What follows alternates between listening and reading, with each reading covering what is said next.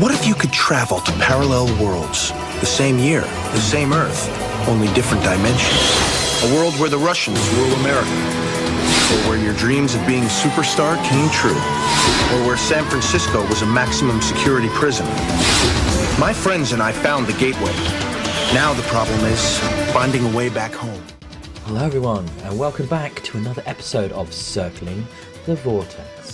I'm your host Ben, and today I am joined by a man from a world in which we have had to do an entire new recording of this episode due to him messing up the first one. It's Nate. Oh, this is crazy. This world feels like deja vu. It's scary, but also very real. Yes, very, very real. The realist world. I can hear venom in those words, and it hurts me. Yeah, and it's an interesting curse of the format of this show. I would have said, I'll bin it, we'll do something different, we'll move on to the next. Nope, can't do that. This whole thing is about sequentially watching episodes of a television show in order. So we will stick to that, which I think is a strength of us. So we've come back a day later after watching, which is not something we've ever done before, but we didn't re-record it straight away because I've done that with podcasts before in the many, many, many decades. Literally, I've been doing podcasting, and it never comes off anything but bullshit. Like, it's nowhere near as funny, it's nowhere near as natural. It just feels like you're trying to remember what you said and repeat it. So hopefully this way we're going to avoid that. We're a little bit fuzzy on what we've said, so we're not going to be, and then we said this in the last one, so we should be fine. So this will be, we're looking at season 2, episode 7. Is that right? Yes, this is 17 sliders we have watched. We have 17 slids. Slid into your brains. And this is the episode In Dino Veritas, or In Dinosaur We Trust, which I think is a fabulous name for this. And I think we're just going to get in to a recap and tangent off in various directions. I mean, before we do that, though, what world am I from, Nathan? Well, we're joined by Benjamin from a world where, as you get old, instead of wrinkling, the skin expands as air falls under it. So you just become elderly balloons. Oh, that is nasty. And when it expands, can it expand like in like localized regions, or is it just a general anywhere expansion? You get a wrinkle, rather than sort of like a sag, you get air under it. I've basically just turned into what the most disturbing worlds that I can force upon Ben is now how I take this task.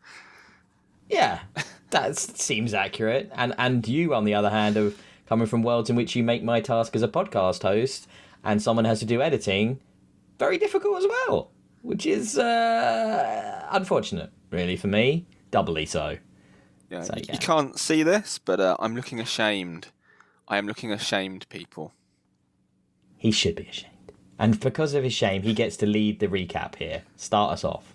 So we get thrown, launched into almost another pre-world dimension, where they sort of, they're being chased, kind of, by news reporters, I think. I love this. You're already forgetting salient points. There were This is so incredible. many awesome moments in it. So you first of all see, I think it's Remy and Arturo. No, Quinn and Arturo. Talking about hanging out, giving us a little bit of exposition-y, like, God, damn these truth collars. Get this collar off. Remy arrives up driving a car. It's the best bit here. Best bit here, right? It arrives in a car with a woman, and it's top down, and it's clearly fucking freezing as well. They're all wearing coats, and they're all like proper like covered up, and it's like, why would you have the top down? It's the crying man. He drives with the roof down. He wants people to know. Yeah, he wants to know he's a hot bird. Telling this woman that, I want to stay with you, and then buzz, truth collar. Buzz. And she's into that. Yeah, she's strangely like, thank you so much for trying to lie to me, even though it causes you pain. It just makes me more excited to be around you. And it's all just a bit like, wow, that's some 90s characterization of a woman, isn't it? Ooh, boy. That's the crying man. That's just who he is. Yep. Once a philandering scumbag, always a philandering scumbag. And then we're joined by Wade. Wade. Who's been chased by really bad news reporters. Yes. Turns out she was at some kind of art gallery opening. And because of the truth collars, when they asked her where she was from, she had to tell them another dimension. Quinn points out, Quinn says to her, why did you not just opt not to reply? And she kind of just goes, well, that would be rude. Or something like that. Like, the only thing I've actually been able to think about it, there's so many other answers that aren't lies that you could give, like, not from here. Out of town. I'd rather not say, please go away. Or just San Francisco, because she still is. Technically. But she was like, well, here's what's happened. Let me tell you a tale of the last year plus of my life. Because I think even Quinn at one point says no comment, and that doesn't, like, set off the lie detector. So there's yeah. But this episode is full of MacGuffins. They needed something, I guess, to... Well, the portal was opening, but I guess they needed something to make them hurry up a bit. I like the fact that, so this is the world in which, in any other world, if a news reporter showed up with footage of an interdimensional tunnel, they would be discredited as lunatics. But because in this world, they have to be honest, you know that the guy, when he tells the world, they're all going to believe it. You don't even need the footage. You can be like, yeah, I didn't see it. Oh, cool. Oh, wow, that's amazing. They're all going to believe it. He could have the worst footage ever. Pulitzer Prize coming his way. Because I think he does throw his hands in front of the camera at one point declaring, sensational! Sensational! And that's just a preamble. Wow, we've gone into this in some detail. We aren't even on the Dino world yet. So then they're launched in Dino world. Haven't taken the collars off. Bear that in mind. Very important. Wade dives fist first into egg. A big egg. Big egg. Well, the first time Wade's dove fit first into some egg, eh? You know what I'm saying? Yeah, bird world, obviously. Bird world, obviously. Bird world. Yeah. Mm-hmm. But yeah, there's a big egg. Obviously, we know the title of the episode. So it's like, oh, we're going to see the dinosaurs. We've all seen Jurassic Park. We know what big eggs mean. Seeing the dinosaurs in air quotes here, because I'm not quite sure we're actually seeing it. Or if experience the majesty of the giant lizard creatures. If only we could, but then I don't think we get that. It's not even an experience, I'd call it. So Arturo, I don't know what he does, because it seems to get progressively worse from what I thought was just a mild sprain. So Dino shows up, chases them, they flee, and in the fleeing, Arturo falls and hurts his ankle. And simultaneously... drops the timer. Shocking. So his sprained ankle, which somehow turns into like life-threatening by the end of it. I don't know how. He's hobbling off. I'm trying to think of the medical ways in which a twisted ankle could turn into what looks like septicemia or like blood poisoning, which is seemingly the symptoms he has throughout the rest of the episode. He's like deteriorating, he's got fever, he's in like growing levels of pain. He keeps talking about how swollen the ankle is, which you never see. Never looks particularly bad, does it? Like, so they didn't have the budget. They did not have the makeup budget for that. No. They spent it all on expensive holograms. So they continue to flee. Quinn's like, I've got to go get the timer. They split up. Arturo, Wade, and Remy make it to a cave. And then we basically don't see Quinn for most of the rest of the episode. Maybe he was busy that day, Jerry O'Connell, or the subsequent shooting days. For whatever reason, they wrote him out of this episode. He was having a Jerry day. He went to the spa. He's earned it, Nathan. He's earned it. See that complexion? He's got to keep working. You've got to work on that, mate. You've got to look after that. That's your money maker, right? And you've got to keep your money maker. And the hair, it takes a lot of work to make Jerry O'Connell look like Jerry O'Connell. You guys can't see it right now, but I am rocking some pretty 90s hair. It's like I'm looking at Jerry O'Connell. Like a bearded Jerry O'Connell. Jerry O'Connell. It's a beautiful visage. Oh, makes the heart flutter. So yeah, he's basically not in most of this episode. So they're in the cave. And I think I don't know. They chill.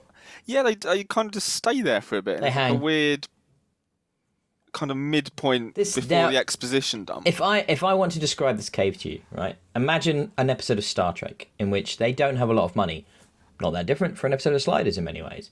And to, therefore, not spend much money. They spend the majority of an episode in this one cheap set location, which is exactly what we have here, where everything looks like it's polystyrene, because it is. Everything looks like they're all in one location because they have no money to go anywhere else. And that is true. Yeah. So we get Wade goes a bit explory and finds some like other signs of human existence within the cave. That's some planks and things, and she and reports back. Eggs. And I guess I was on Arturo's side, as it were, because he was like, "Oh, maybe maybe in this world dinosaurs didn't die out," and goes into that bit, and you're thinking, "Oh, cool, we're gonna get maybe 10,000 Cavemen. BC kind of episode with Ray Harryhausen dinosaurs and all that shebang," and then. No, we don't, because literally out of nowhere, we get hologram woman. She's the gamekeeper. She's the preserve wildlife. I guess lover. We don't know she's a hologram at this point, but it does explain. Oh, she does explain it pretty. It comes up quite soon because who is it? One of them. Remy tries to put his hand on her shoulder and he goes through her, doesn't it? That's where they had to save the money for that effect. We also point out we didn't mention. I think we should rewind a little and talk about the dinosaur. So we see the dinosaur. We've seen the dinosaur at this point. We got a background blur. Well, we got a fairly big bit because it's chasing them, and it comes up where they've dropped the timer. So we get the glory shot of this mid-90s TV CGI dinosaur, and it's so B tier. It's not like any dinosaur you could recognise, even as a fan of dinosaurs. It's just generic large lizard. Turns out it's an allosaur, something like that. Allosaurus. And Didn't have T-Rex budget. No T-Rex. We get name dropping of some others later on, Stegosaurus, Velociraptor, but we don't see them. We just get this rather crap looking. If you asked a kid to draw a dinosaur, it would either look like Barney or this. Well, I'm glad he didn't have Barney, that's for sure. I mean, he might have been more convincing. I guess they could have had him actually there, which is something. Hey kids, it's me, Barney! That kind of thing. Yeah. As he, mows down Quinn. You're not getting your timer, I'm going to eat your head! Gosh, that is a horrendous imagery there. I'm using your bones as a toothpick! This purple dinosaur just eating Jerry O'Connell. Gosh. Depends what Jerry O'Connell's into. We don't kink shame on Circling the Vortex. We get a little bit of, it's basically Doctor Who alien vision as well. Yes. Classic TV trope of if you don't have the money to show it from its perspective. Yeah. Which, I you know why they do it, but it never looks good. Yeah. I want to know, does that POV shot concept for a threat exist prior to Evil Dead, the first Sam Raimi movie, which obviously used it incredibly well to convey a horror point of view, a fearful element. And it must have existed before that. Obviously, he popularized it a great deal. And then after that, oh my God, anybody with no money uses it, don't they? I think it does work better with horror done well, though. But when it's literally just a slightly blurry camera with someone sort of running away or diving into a pile of leaves going, ah! The worst aspect ratio on that. It just looks... It's also inconsistent as well. Sometimes it has a color treatment to it. Sometimes it's blurry. Sometimes the aspect ratio is crushed.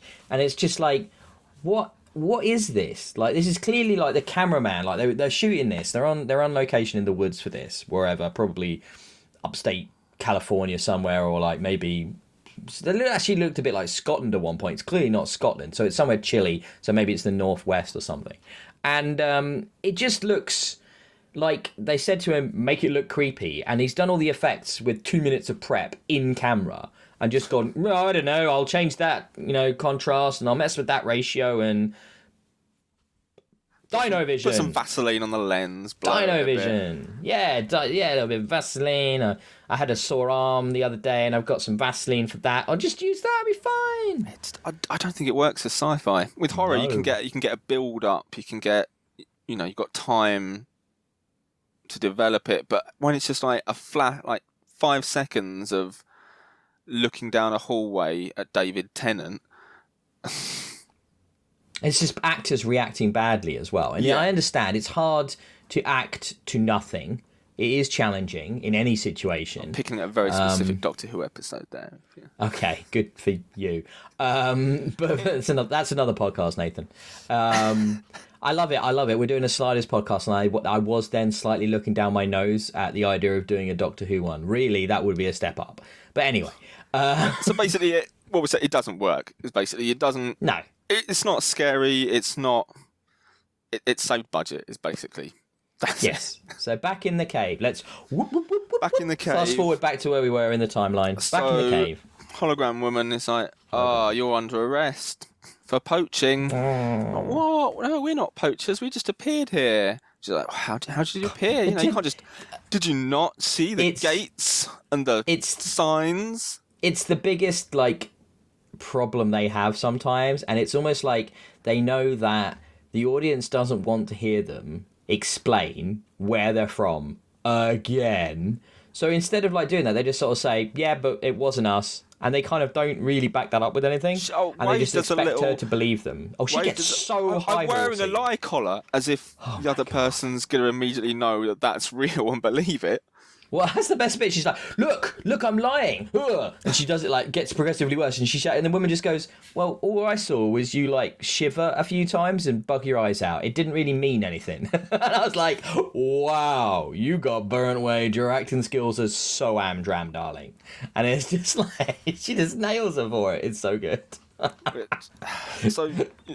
I do care more about dinosaurs than humans, by the way. I do. Because humans are shit. They've not achieved anything. But then she tells them that, actually, there's a body out there. I think it's human. I didn't get a chance to look properly, although she's a hologram, so she could. She could have just stood there while a dinosaur was trying to eat her and literally did nothing to her. Yeah. But sure. Can we talk about holograms, please, in this world quickly? What the F, right? So... why are we in a world where, remember, they don't travel in time. They actually make a point of saying that in this episode. And yet in this world, they have advanced holographic technology to the point where she is a fully, completely believable person in the way she moves, her mannerisms, her appearance, everything. How is she controlling that hologram? Where is that hologram being protected from? Well, they said what San is Jose. This technology? Well, she's in, but I mean, she's in that. But where are the projectors? Where is it coming from? It's just magical. It's a Rimmer hologram from Red Dwarf, basically. But less cool. But less entertaining. And that's saying something because it's coming from someone who hates Red Dwarf. I can't stand Red Dwarf. But I mean, it basically is just to make her the MacGuffin.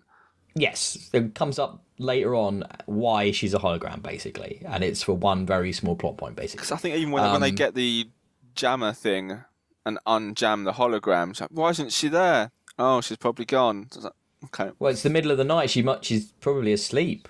I mean, why would she just be waiting? Hologram's back up. Better jump on. This makes no sense. So let's talk about where the jammer comes from then. So the poachers, she's chasing this hologram lady and has been for weeks, it turns out. One of them shows up and saves Remy, who goes on a mission to try and find Quinn. Badly, doesn't go well. And he saves Remy from the dinosaur by scaring it off with gunshots, and then is magically back in the cave straight away. 5 seconds later. That was not a gun. Yeah, it's a weird looking, looks a bit like sort of a shotgun, but also looks a bit like a grenade launcher and doesn't really behave in either way. So Because it's when really he was strange. quote unquote firing at the dinosaur, you just saw the CGI dinosaur and some shooting sound effects. They couldn't even have them in the same shot. No. That's how. Oh god, It's too expensive, mate. You can't. Come on, be realistic here. That's not going to happen. But throughout this, what I quite like, while it does become this very sort of small episode, very much in the cave, we are getting what we like about Sliders, which is an episode with a strong central conceit. Not too many confusing elements, though I didn't love the hologram MacGuffin. And then we get some nice character moments, don't we? And I don't want to gloss over that on that. I actually thought throughout this episode, we got a slightly softer Arturo. He's struggling, he's in pain, and there's a lot of gags. His legs about to fall off. His legs are going to fall off. And we get a lot of gags that come up from around the lie detector collar. So there's a moment where Wade's like, oh my God, Quinn's dead. And Remy's like trying to assure her about how, no, he's alive. I can feel it in my bones. And it zaps him because he's lying, right? And she's like turns away in a huff. And then later on, Arturo has this moment where he's, really dying from that twisted ankle, it would seem, and deteriorating considerably. And he's like, no, I'm sure Quinn's out there. I can feel it in my bones. And there's no zap. And it's like he genuinely believes that. And Wade feels very comforted by his certainty that his protege will return to save the day. And there are other bits as well throughout. And I mean, Arturo seems a bit less of an arsehole, a bit more softened. He definitely went some way to winning me back after what has been just a tirade of episodes where he's completely unlikable. We've had RC Arturo for a few episodes now. He's not just grumpy and irascible. He's really unlikable, like in a lot of episodes, and it's quite hard to get on with it. And he's just unfun in every way. But this one, I thought, yeah, he won me over a bit. He won me over. I'm not won over yet. You know me. I'm not an Arturo fan. I mean, are you a fan of any of these characters? You know I like Remy. He's my man. He's the weakest one. He's the best one. He's a bare sketch of a creature. He almost has no character defining anything. And I identify with that. And that speaks to you. Sometimes you're a womanizer. Sometimes you're a brute who can just hit someone over the head with a thing.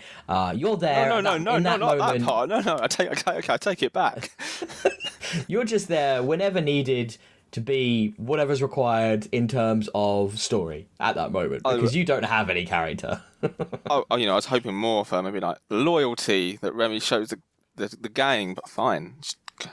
Is that? I mean, they're all kind of loyal, aren't they? I mean, Wade's loyal in the kind of thirsty puppy dog way, and Arturo's loyal because he doesn't have any other options other than to be there because it's his only way home, and Remy's loyal because it turns out he probably gets to slide to a world and find some other bird to shag. So it's like he'll always hang around for the new hunting grounds that may come up. He looks after them. Does he? Okay. I don't know. Sure. I think he's made him a drink once. In one episode. Here, have a drink. Shut up. Something like that. But yeah, he doesn't actually do much in this episode either. He doesn't. But none of them do much, really. Arturo and Wade do the most. Well, they get the most. They have the most stuff. time, I guess, on screen. Yeah, and that's nice. And Wade. One of the things the Wade subplot is that she's sick and tired of always being damseled and needing to be looked after. So she's a bit more active in this. She doesn't like always the idea of the men protecting her and doing everything for her, and I actually really respect that. And so she's a bit more proactive in trying to resolve the conflicts and the issues that show up in this episode. So with the poachers shows up, saves Remy, and then kind of holds that over them to sort of con them, to force them into helping taking his dino this was goodies a plot point out of the I preserve. wasn't happy with. Okay. So he's like, you could, I know the way out of here. If you help me, get my goods, I can get you out of Dino Land. And the hologram is like, no, he's a bad man. If you wait here, we will rescue you. So he gives them an ultimatum, decide in the morning, blah, blah, blah. I'm going to go to sleep. Now I've got my gun, and I got a hair trigger, and he's not even Southern. And I'm a real light sleeper, which he's not. Goes to sleep. Wade steals his tracker thing, jammer rather, which he used to turn off the hologram. he kind of... Well, in the morning, he just like... Wade sneaks out, doesn't she? I'm trying to think, is this before when they tell him actually they're not going to go with it? No, they tell all before he goes to sleep. They go, no, we're not doing it. And he's like, yeah, you are, because if you don't, I'm going to kill you, he kind of implies. So but it's a bit weak. That whole choice was just pointless. It didn't... Yeah, it didn't even exist. Why let them choose and then tell them, no, it's a threat, like, you're doing this or else, because you owe me. And it was really pointless, like you said, and just unnecessary. So she steals the thing, turns on the hologram again. Well, the hologram doesn't show up again straight away. Then goes out again to try and find Quinn, right? Yeah. Again, right? And this time... she runs into the Dino, and it looks like it's curtains for Wade until Mr. He shows up, saves the day, and proceeds to get sort of attacked by the really bad dinosaur, mostly from dinosaur point of view. You don't actually see it. In dinosaur vision. But Quinn comes in and throws some rocks and saves Wade, and then they run back to the cave again and proceed to go through all the dead man's things immediately. Like to see what he's left for them goodies, including grappling hooks and repulsing and attracting chemicals, but we don't know which. Just hologram lady could tell you. Vials of pheromones. Yeah, because hologram could tell you though, but she doesn't have a nose, so she can't. I'm surprised they don't have that technology. Bearing in mind they have perfect holograms. It's basically the EMH from Star Trek Voyager. I mean, it's so advanced. It seems to be from 600 years in the future. Like honestly.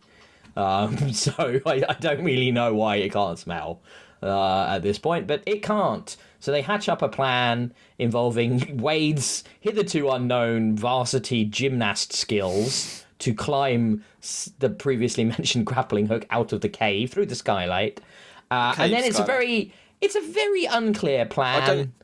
I'm still not sure what happened and what the plan was. I guess this is the second time we're talking about this plan, and I am still none the wiser. Not at all. So Wade climbs up the grappling hook.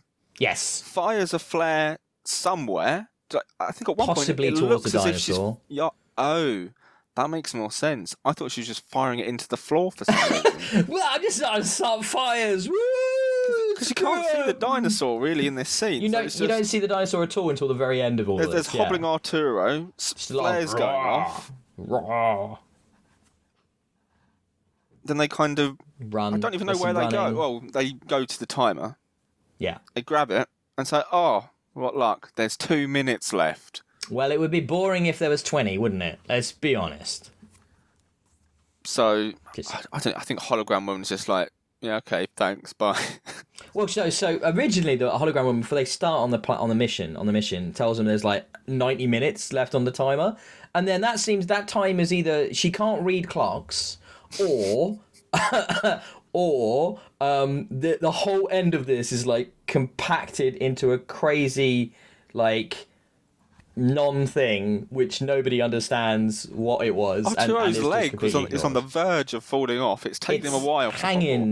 It's just hanging by like a skin tag, and that's it, mate. It's just flopping, just on this little bit of skin. So I just painted that picture for you. And then she's there at the timer because she's guided Quinn to the timer, and he's got 2 minutes. Wait, run, everybody run! And then this is why we find out she's a hologram. So that in this moment, she can teleport. It down. It's like, oh no, hologram. So I thought you meant Wade. No, hologram lady diving. She goes from Quinn and immediately reappears behind Arturo and Remy at the cave and goes, "It's only 2 minutes. Peg it! Whoa!"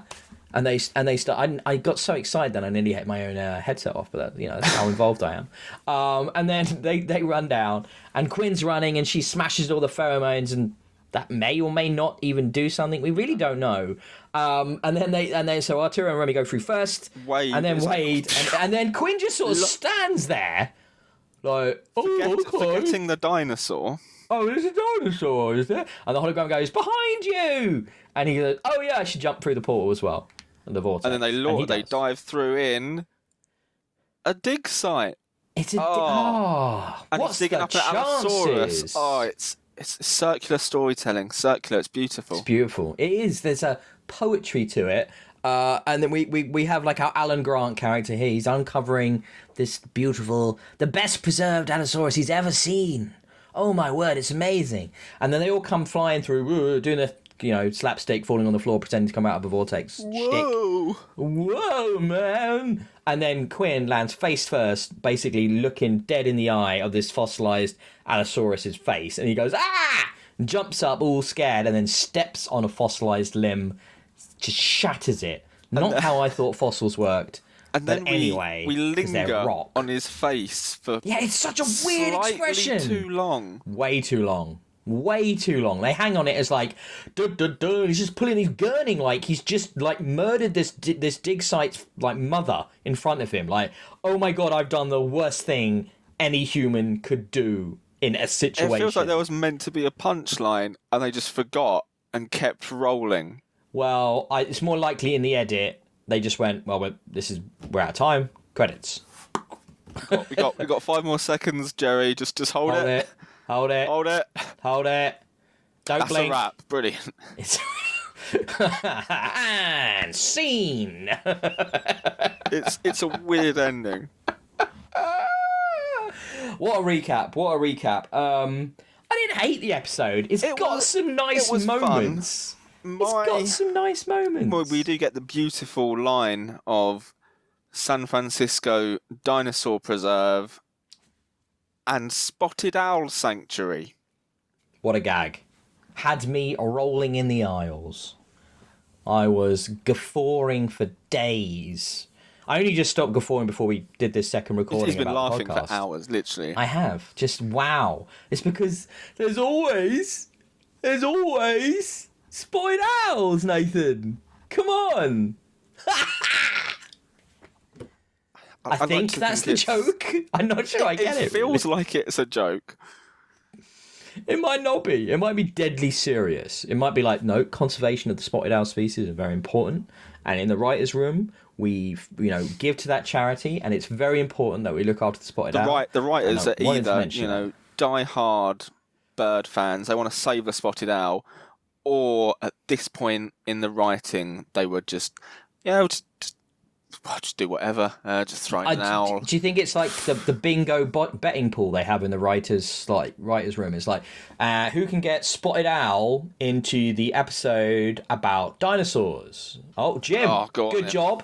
No, that's a great side. Really funny. I love that. 5 points to you. Who can get truth collar technology into the episode about dinosaurs?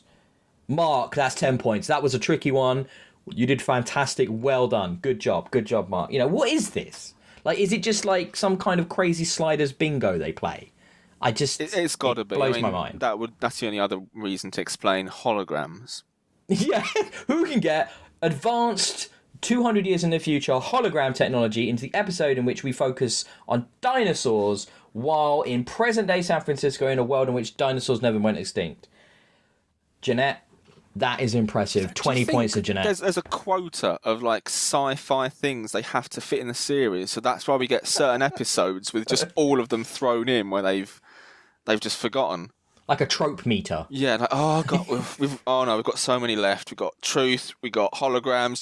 Just do it. Oh, I don't care what episode. Do it. Dinosaurs. We need a salty poacher. The ghost. Well, not ghost. And where Gillian could talk to the dead. Gillian of the spirits. Yeah. And then we got sort of these weird science FBI people, backwards technology. That's got to be one. They're just like, just put it all in that episode. But it's about talking to the dead. I don't care. Just put them all in. We got a quota, guys. It's almost like they're worried that the attention spans of the predominantly 13-year-old male audience isn't going to be high enough to keep them interested through 45 minutes of a single concept. I'm wildly guessing there, but I don't know. It was still fun.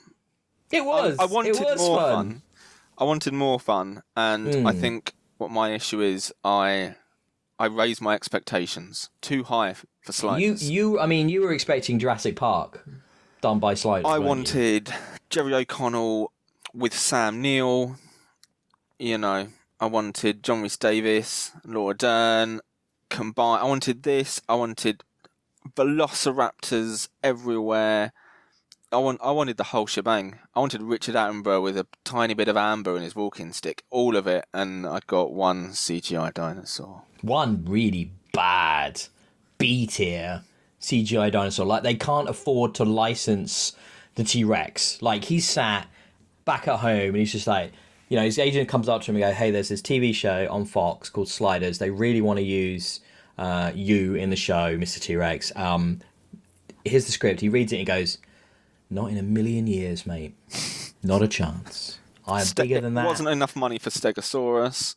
Steg sat there. He's like, no, I'm going to pass. I respect the authenticity, but it's just not something my likeness should be in. You know, and it's just like, you know, Mr. Raptor, he's a really cool cat, you know. They fight, you know, they come to him, he's playing pool, and he's like, nah, not for me, bruh. I only do cool, edgy shit. I've got to rip off at least 4 limbs if you get me into a show. I think this Can't do is that. Network post Jurassic Park. It's a couple years before Walking with Dinosaurs. You know, they can do it. We have the technology. They do not have the budget. They do not have the technology on the Sliders set. No. Just to be clear, they do not. Not on set.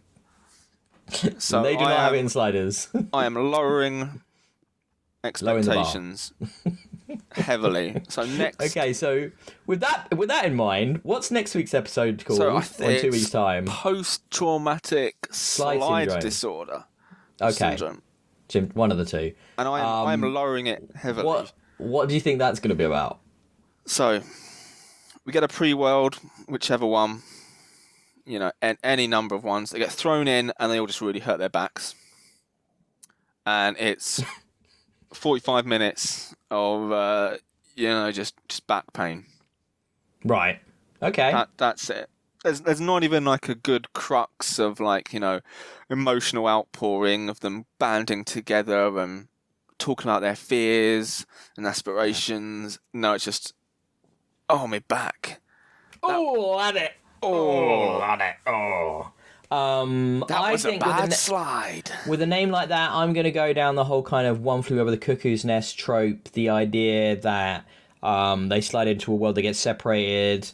A couple of the members of the group end up in an asylum, and they're kind of convinced by the asylum staff that sliding isn't real, and that really they're delusional. So yeah, well, That's my prediction. I mean, if they did that with Quinn, the man who invented sliding, that would be. But you know, no, it just never happened. I don't know what you're on about. I don't know what you mean by sliding. What do you mean about, Wade? A slider. That was an episode I had a few years ago. Yeah, and it's like, you know, actually he's English, and it's just like, wow, he's so delusional. He convinced himself that he was from Southern California. That would be good, but I'm gonna lower expectations. So whatever happens, my mind will be blown. So just to sum up, that was not the worst episode of season 2, not by a long shot. At least it had some entertaining moments. I'm looking forward to next week's or next 2 weeks from now, and see what that brings, as we are now at the halfway point of the season. We're just looking downhill from here. Yeah, you know what I mean? Downhill, yeah. Hopefully I will say this for the episode. I can imagine if I made it now, with like, you know, Game of Thrones level budget, you could probably have a really good Sliders episode. Like, you could have 2 holograms. At least 3 dinosaurs. Think of what you could do with 2 holograms. But it feels like one of those episodes where if they just had the budget for it, you could have done like a really cool, you know, running from the dinosaurs, like almost a chase kind of one, where they've got to get back to the timer, but the raptors are on their heels, Arturo's legs fallen off, Rembrandt's fighting off pterodactyls with his a legs club. fallen off, and he has a cybernetic replacement. Because why not? They have holograms. Why not? Exactly. They have the technology. They have the technology. They can rebuild him. I think, Nathan, on that note, considering this episode's second recording is now about 15 minutes longer than the first one, I think we should wrap this up and bid everyone adieu and have a lovely sliding time. Please Happy give us sliding. some Slidding. Please give us your thoughts, your feedbacks, your tweets at Experience Kills. Give us a comment. Give us a like and subscribe on YouTube. And if you don't have time to watch these podcasts on YouTube, which would be weird if you did, considering it's just like a audio thing, listen to them on Spotify, on iTunes. We're out there. We have a raw RSS feed. You can find that in the description of the YouTube as well. So yeah, do. Oh, and you know what? The Slider subreddit, great bunch of people keeping the show alive, keeping the fandom going. Get over there, sub there, say hi to those guys. They've been great supporting this. So yeah, we'll be back in a couple of weeks with a curiously sounding episode title. So I'm looking forward to seeing what that is. So until then, see you later, Nate. Hopefully this one's worked, eh? Fingers crossed. Bye.